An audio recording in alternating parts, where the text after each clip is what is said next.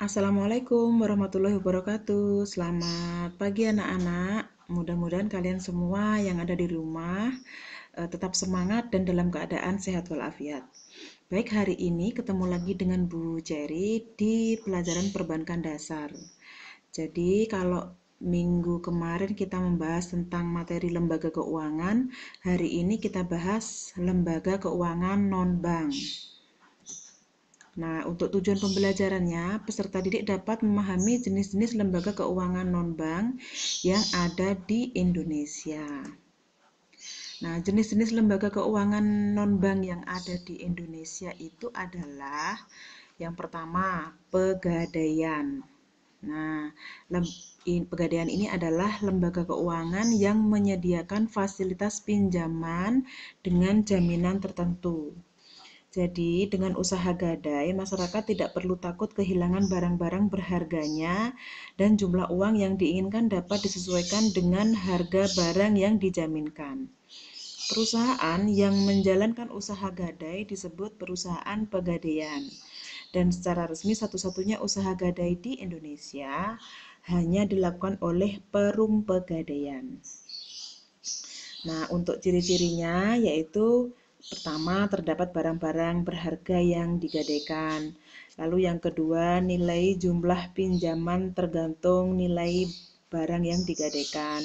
Yang ketiga, barang yang digadaikan dapat ditebus kembali. Contoh biasanya emas itu ya yang sering digadaikan oleh masyarakat secara umum. Nah, untuk kantor Pegadaian yang ada di Bondowoso itu kalian pasti sudah tahu semua ya, terletak di sebelahnya SMP 1 atau sebelah utaranya alun-alun.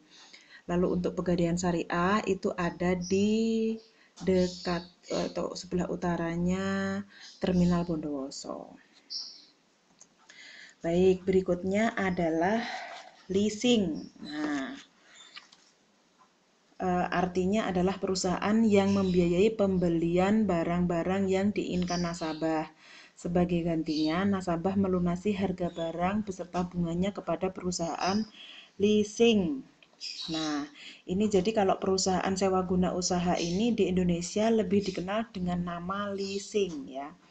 Jadi pembiayaan di sini maksudnya adalah jika seseorang nasabah membutuhkan barang-barang modal seperti peralatan kantor atau mobil, jadi kendaraan seperti itu dengan cara disewa atau dibeli secara kredit dapat diperoleh di perusahaan leasing. Jadi pihak leasing dapat membiayai keinginan nasabah sesuai dengan perjanjian yang telah disepakati oleh kedua belah pihak.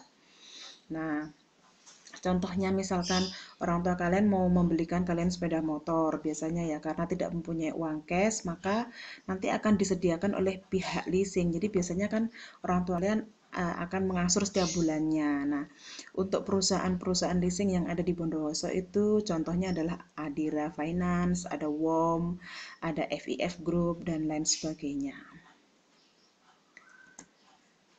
Oke, yang ketiga adalah koperasi simpan pinjam. Nah, koperasi simpan pinjam ini maksudnya adalah badan usaha yang menyediakan layanan penyimpanan uang dan peminjaman uang kepada para anggota yang membutuhkan dengan angsuran dan bunga yang rendah. Jadi koperasi ini merupakan suatu kumpulan dari orang-orang yang mempunyai tujuan atau kepentingan bersama. Jadi koperasi merupakan bentukan dari sekelompok orang yang memiliki tujuan bersama atau biasa disebut menjadi anggota koperasi yang didirikan tersebut. Nah, pembentukan koperasi berdasarkan asas kekeluargaan dan asas gotong royong, khususnya untuk membantu para anggotanya yang memerlukan bantuan baik berupa barang maupun pinjaman uang. Nah, untuk dana koperasi itu bersumber dari anggota. Contohnya itu adalah simpanan wajib, itu simpanan yang setiap saat pertama kali menjadi anggota dibayar. Lalu yang kedua ada simpanan pokok. Simpanan pokok itu biasanya ditentukan mau setiap bulan atau 2 bulan sekali atau 3 bulan sekali. Nah, itu juga dari anggota. Lalu yang berikutnya adalah simpanan sukarela. Jadi namanya simpanan sukarela. Jadi dia seperti tabungan ya. Jadi dia bisa ada yang boleh menyimpan, tidak menyimpan pun tidak masalah. Jadi kalau untuk iuran sukarela ini bisa diambil sewaktu-waktu. Kalau untuk simpanan wajib dan simpanan pokok ini hanya bisa diambil jika anggota tersebut telah keluar dari koperasi, seperti itu. Nah, nanti disalurkannya dalam bentuk apa? Ya, kredit ya. Jadi nanti dipinjamkan lagi ke anggotanya. Seperti itu untuk koperasi simpan pinjam. Jadi contohnya koperasi simpan pinjam seperti guru-guru yang ada di SMK 1 itu juga mempunyai koperasi namanya Koperasi Kosmea. Nah, itu ya. Kantornya dari depan itu di dekatnya fingerprint itu ya. Oke. Lalu kalian sebagai siswa juga ada koperasi siswa namanya ya. Jadi seperti kemarin pembelian bed itu juga di mana di koperasi siswa ya. Berikutnya yang keempat yaitu asuransi. Nah, asuransi ini adalah badan usaha yang menyediakan jasa pertanggungan di mana setiap nasabah wajib membayar premi dan mendapatkan tanggungan kerugian dalam keadaan tertentu sesuai dengan perjanjian. Nah, untuk mengurangi, misalkan seperti ini ya, untuk mengurangi risiko yang tidak kita inginkan di masa yang akan datang, misalkan seperti risiko kehilangan, kebakaran, atau macetnya pinjaman kredit di bank, atau risiko lainnya, maka diperlukan perusahaan yang mau menanggung risiko. Jadi perusahaan itu adalah namanya perusahaan asuransi, ya. Jadi mau menanggung setiap risiko yang akan dihadapi oleh nasabah baik perorangan maupun badan usaha, seperti itu.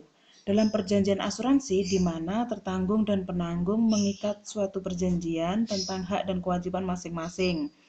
Perusahaan asuransi membebankan sejumlah premi yang harus dibayar tertanggung. Premi yang harus dibayar sebelumnya sudah ditaksir dulu atau diperhitungkan dengan nilai risiko yang akan dihadapi. Semakin besar risiko, semakin besar premi yang harus dibayar dan sebaliknya. Jadi untuk perusahaan asuransi di Indonesia ini cukup banyak ya. Jadi kalau di Bondoso sendiri ada Bumi Putra, nah itu ya, jadi menyediakan asuransi pendidikan, asuransi kesehatan, seperti itu.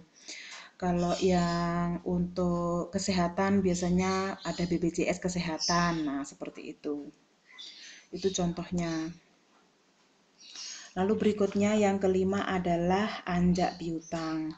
Nah, ini adalah perusahaan yang kegiatannya melakukan penagihan atau pembelian atau pengambil alihan atau pengelolaan utang piutang suatu perusahaan dengan imbalan atau pembayaran tertentu milik perusahaan. Jadi begini, bagi perusahaan yang bergerak dalam bidang perdagangan atau penjualan, hambatan utama yang dapat menjadi ancaman adalah banyaknya penjualan kredit yang tidak dapat tertagih atau macet ya. Jadi banyaknya kredit yang macet itu mengakibatkan terganggunya perputaran barang dan perputaran keuangan. Apalagi jika sampai kredit tersebut tidak mampu lagi dibayar oleh nasabahnya. Nah, untuk menanggulangi masalah piutang macet atau administrasi kredit yang sangat ruwet itu, maka diserahkan kepada perusahaan yang sanggup untuk melakukannya, yaitu perusahaan anjak piutang yang memang kegiatan utamanya adalah bergerak di bidang penagihan piutang. Jadi perusahaan anjak piutang dapat mengambil alih pengelolaan piutang baik dengan cara dikelola atau dengan cara dibeli serta dapat pula melakukan pengelolaan administrasi piutang suatu perusahaan. Jadi bagi perusahaan yang sedang mengalami kesulitan dapat menyerahkan seluruh persoalannya kepada perusahaan anjak piutang dengan imbalan fee dan biaya-biaya lain yang disepakati bersama. Nah, seperti itu ya. Jadi untuk pengertian anjak piutangnya seperti itu, biasanya juga lebih dikenal dengan nama factoring ya. Jadi perusahaan yang kegiatannya adalah melakukan penagihan atau pembelian atau pengambil alihan atau pengelolaan utang piutang suatu perusahaan dengan imbalan atau pembayaran tertentu milik perusahaan. Seperti itu anjak piutang. Kalau di Bondoso ini belum ada ya anjak piutang, adanya di kota-kota besar. Nah, baik yang keenam adalah modal ventura. Nah, untuk modal ventura ini adalah badan usaha yang melakukan suatu pembiayaan dalam bentuk penyertaan modal ke dalam suatu perusahaan yang menerima bantuan perusahaan. Nah, ini untuk perbedaannya antara bank dengan modal ventura itu terletak pada jenis kegiatannya. Jadi bank membiayai suatu kegiatan tetapi tidak masuk ke dalam perusahaan yang dibiayai, sedangkan untuk modal ventura itu memberikan pembiayaan dengan cara melakukan penyertaan langsung ke dalam perusahaan yang dibiayainya. Jadi ciri-cirinya adalah yang pertama, kegiatan yang dilakukan bersifat penyertaan langsung ke suatu perusahaan. Yang kedua, penyertaan dalam perusahaan bersifat jangka panjang dan biasanya di atas 3 tahun. Yang ketiga, bisnis yang dimasuki merupakan bisnis yang memiliki risiko tinggi. Nah, yang keempat, keuntungan yang diperoleh berasal dari capital gain, dividen, dan bagi hasil tergantung dari penyertaan modalnya di bidang jenis yang diinginkan. Yang kelima, kegiatannya lebih banyak dilakukan dalam usaha pembentukan atau usaha baru atau pengembangan suatu usaha. Kalau di Jawa Timur, di Surabaya ada namanya Jatim Ventura. Itu ya. Lalu berikutnya yang ketujuh adalah dana pensiun. Nah, dana pensiun. Dana pensiun ini adalah badan usaha yang mengelola dan menjalankan program dan menjanjikan manfaat pensiun. Nah, ini ya. Jadi biasanya pemberian pensiun kepada karyawan perusahaan itu bukan saja hanya memberikan kepastian penghasilan di masa yang akan datang, tetapi juga ikut memberikan motivasi bagi para karyawan untuk lebih giat bekerja. Jadi dengan memberikan program jasa pensiun pada para karyawan merasa aman, terutama bagi mereka yang menganggap pada usia pensiun sudah tidak produktif lagi. Sedangkan bagi sebagian masyarakat yang merasa masih produktif juga akan memberikan motivasi bahwa jasa-jasa mereka masih dihargai oleh perusahaannya. Nah, seperti itu. Nah, dana pensiun ini contohnya itu Taspen. Nah, jadi kalau pegawai negeri sipil ini biasanya dikelola ya oleh Taspen. Nah, itu. Lalu berikutnya adalah pasar modal yang ke-8 ya. Pasar modal adalah merupakan tempat pertemuan antara para pencari dana atau emiten dengan para investor. Pasar modal juga disebut sebagai bursa efek. Nah, ini untuk pasar modal. Jadi ini juga belum ada di Bondowoso saya kira. Oke, terima kasih banyak anak-anakku semua kelas 10 PKM, kelas 10 AKL 1 dan 10 AKL 2. Jadi jangan lupa di subscribe untuk channelnya Bu Jerry ini dan nyalakan loncengnya ya.